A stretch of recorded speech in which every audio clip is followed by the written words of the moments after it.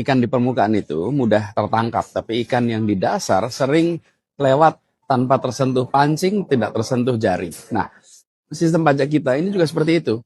Mereka yang mudah dilacak di permukaan justru yang paling sering ditarikin.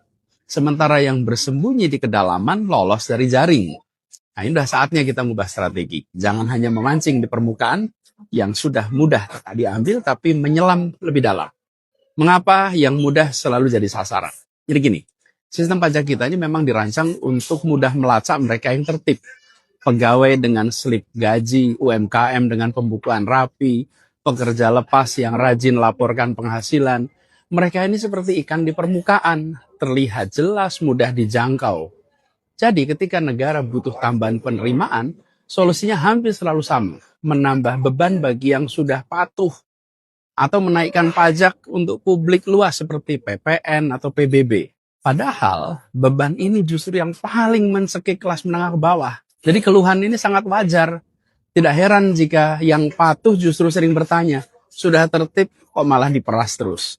Gaji yang dipotong rutin, belanja yang dikenai PPN, bayar PBB naik. Sementara yang bersembunyi di kedalaman tetap aman-aman saja. Menaikkan PPN atau PBB saat kebocoran masih besar, masih menganga adalah prioritas yang keliru. Yang rugi siapa? Ya rakyat biasa seperti kita-kita semua. Ini sudah saatnya menyelam ke dasar. Nah, di kedalaman ada ikan-ikan besar yang lolos. Mereka yang sengaja menyembunyikan transaksi, memanipulasi faktur, memindahkan keuntungan ke negara lain. Itu semua dikerjakan untuk menghindari pajak.